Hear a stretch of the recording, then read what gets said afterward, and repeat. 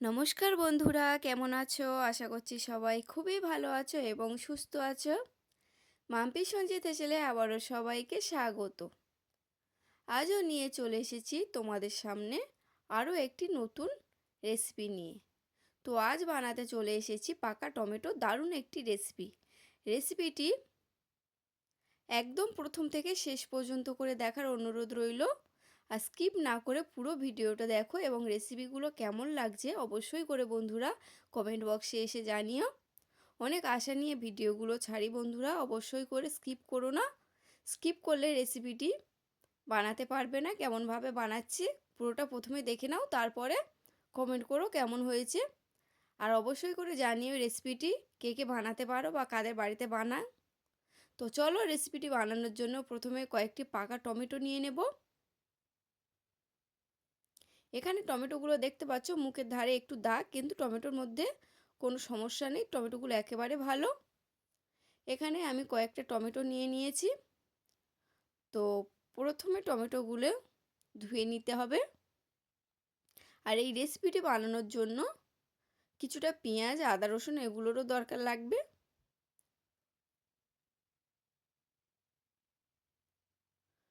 তো সবগুলো টমেটো ভালোভাবে ধুয়ে নেব প্রথমে।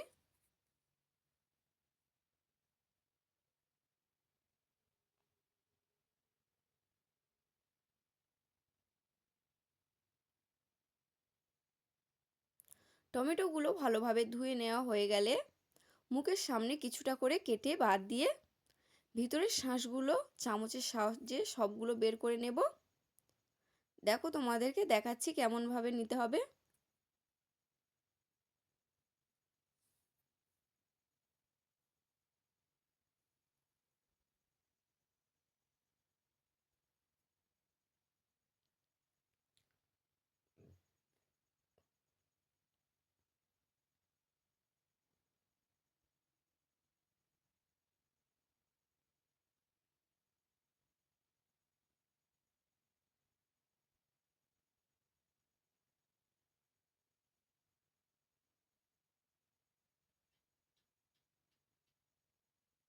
এইভাবে সবগুলো টমেটোর ভিতরে যে দানা সহ শাঁসটা থাকে বের করে নেব।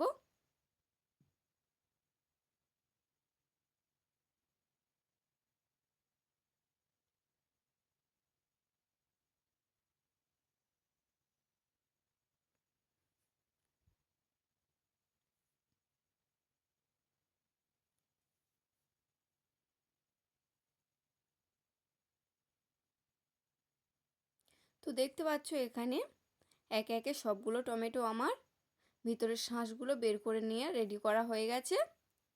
এরপর রেসিপিটি বানানোর জন্য এখানে আমি একটি ডিম এবং 4টি আলু নিয়ে নেব এবং সবগুলো ভালোভাবে ধুয়ে পরিষ্কার করে নিয়ে সিদ্ধ করতে বসিয়ে দেব। উনান জ্বালিয়ে দিয়ে একটি হাঁড়ির মধ্যে সিদ্ধ করতে বসিয়ে দিয়েছি।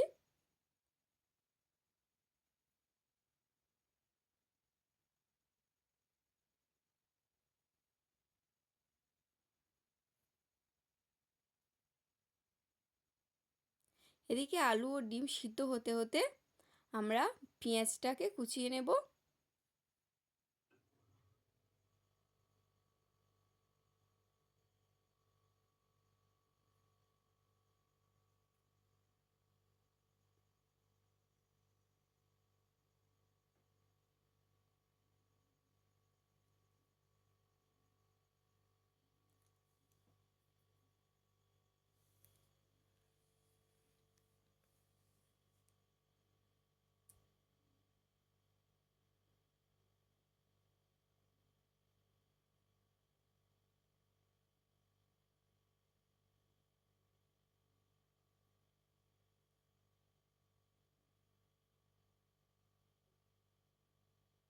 এইভাবে ছোট ছোট করে পেঁয়াজগুলো কুচিয়ে নিতে হবে।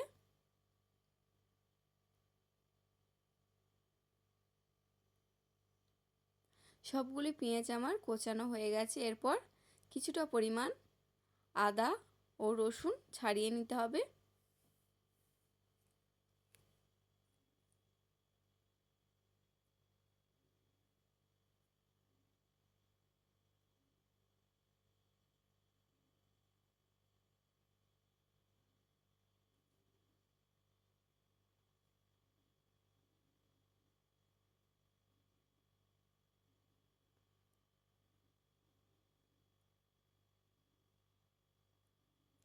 সবগুলো আদা ও রসুন আমার ছাড়ানো কমপ্লিট হয়ে গেছে। এরপর চলো উনানের মধ্যে যে ডিম এবং আলু সিদ্ধ করতে দিয়েছি সেগুলো ছাড়িয়ে নেব।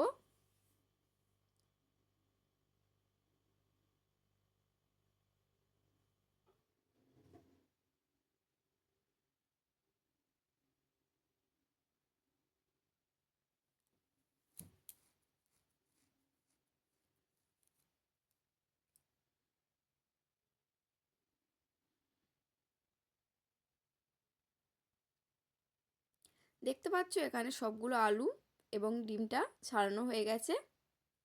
এরপর দেখো এরকমই ঘষা থাকলে বাড়িতে প্রত্যেকের থাকে, এই ঘষাতে ঘষে নেবে।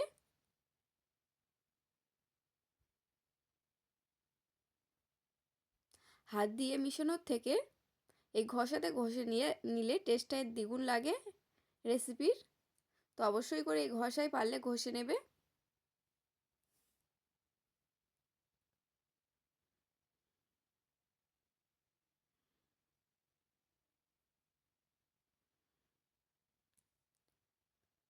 এটি কমপ্লিট হয়ে গেছে, এটি পাশে রেখে দিয়ে চলে যাব শিলনোড়ায়। শিলনোড়ায় চলে গিয়ে প্রথমে রসুন ও আদাটা বেটে নেব।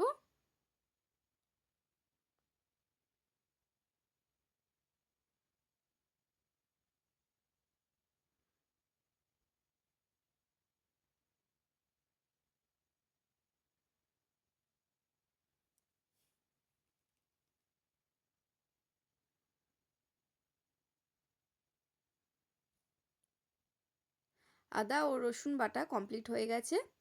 এরপর চলো এখানে একটি বাটিতে কিছুটা পরিমাণ বেসন এবং একটু হলুদ গুঁড়ো, একটু লঙ্কার গুঁড়ো আর পরিমাণ মতো লবণ দিয়ে বেসনের একটি ব্যাটার বানিয়ে নেব। ব্যাটারটি কী জন্য বানাচ্ছি অবশ্যই করে জানাবো।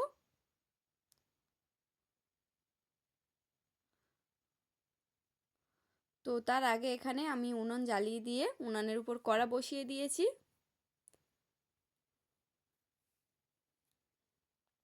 কড়া গরম হয়ে আসলে কড়ার মধ্যে দিয়ে দেব পরিমাণ মতো তেল।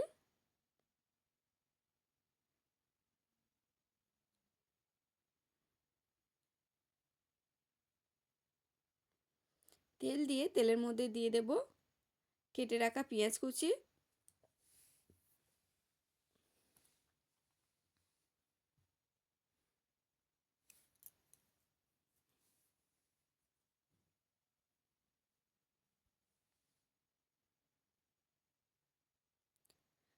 পেঁয়াজগুলো লাল লাল হয়ে আসার পর দিয়ে দেব বেটে রাখা আদা রসুন।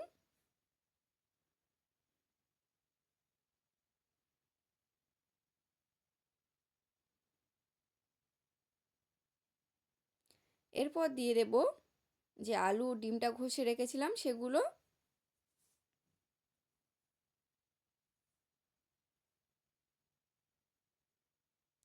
এরপর এর মধ্যে অ্যাড করব পরিমাণ মতো লবণ।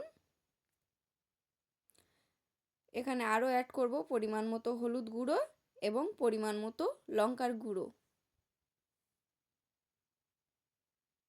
দিয়ে সবগুলো ভালোভাবে নাড়াচাড়া করব কিছুক্ষণের জন্য।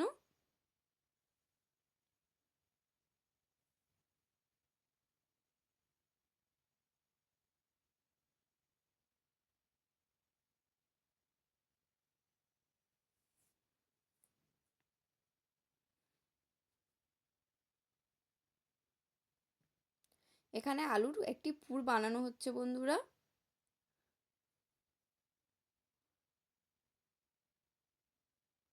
তো পুরটা একেবারে কমপ্লিট হয়ে গেছে। এরপর নামিয়ে নেব। নিয়ে এই যে টমেটোর মধ্যে আলুর পুরটা এইভাবে ভিতরে দিয়ে দেব।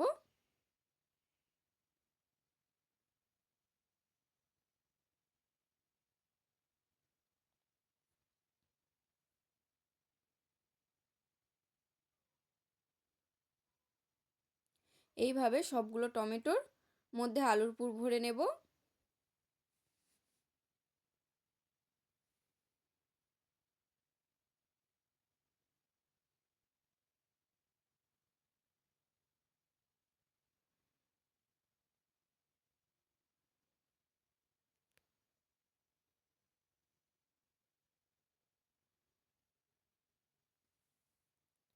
এইভাবে একে একে টমেটোর মধ্যে আলুর পুর ভরানো হয়ে গেলে আবারও কড়ার মধ্যে পরিমাণ মতো তেল দিয়ে দেব। দিয়ে যে বেসনের ব্যাটারটা বানিয়েছিলাম সেটি এইভাবে টমেটোর মুখে দিয়ে দেব। দিয়ে মুখটা বন্ধ করে দেব। আর যেটা সব থেকে ইম্পর্টেন্ট কথা হলো সেটা বন্ধুরা, তোমরা তেলটা খুব একটা গরম করবে না, যেহেতু এটি টমেটো ফাটার একটু সম্ভাবনা থাকে। হালকা গরম করে হালকা হালকা করে ভেজে নেবে সাবধানে, টমেটোটা একটু ঠিকরালে সমস্যা হবে। তো দেখতে পাচ্ছ আমি এখানে সবগুলো টমেটো ভেজে নিয়েছি। এরপর আবারও কিছুটা তেল আছে, তার মধ্যে আরও অ্যাড করব। এরপর তেলের মধ্যে দিয়ে দেব আরও কিছুটা পেঁয়াজ কুচি।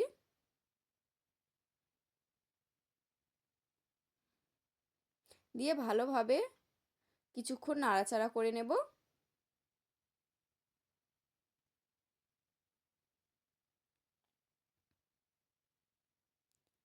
যেসব বন্ধুরা আমার ভিডিওগুলো নিয়মিত দেখো তাদেরকে অসংখ্য অসংখ্য ধন্যবাদ। আর ভিডিওর মধ্যে একটি লাইকের সাথে সাথে কমেন্ট করে জানিও ভিডিওগুলো কেমন লাগছে। আর নতুন বন্ধুরা অবশ্যই করে লাইক কমেন্টের সাথে চ্যানেলটি সাবস্ক্রাইব করে পাশের বেল আইকনটি বাজিয়ে দেবে, দিয়ে পাশে থাকবে আমার। এরপর দিয়ে দিলাম পেঁয়াজের মধ্যে আদা ও রসুন, দিয়ে কিছুক্ষণ নাড়াচাড়া করার পর এখানে অ্যাড করলাম পরিমাণ মতো লবণ। এরপর টমেটোর ভিতরে যে দানাগুলো থাকে সেগুলোও অ্যাড করে দেব এর মধ্যে।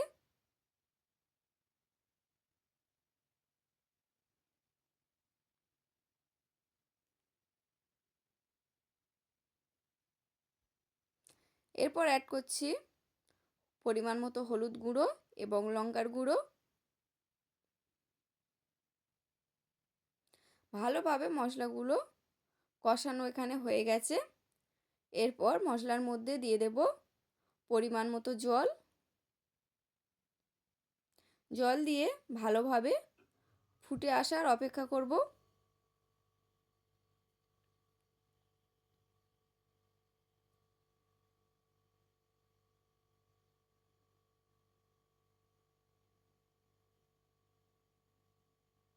এখানে ভালোভাবে ফুটে যাওয়ার পর একে একে টমেটোগুলো ঝোলের মধ্যে ছেড়ে দেব। ঝোলের মধ্যে ছেড়ে দিয়ে কিছুক্ষণ ফুটিয়ে একেবারে কমপ্লিট হয়ে যাবে টমেটোর এই নতুন রেসিপিটি।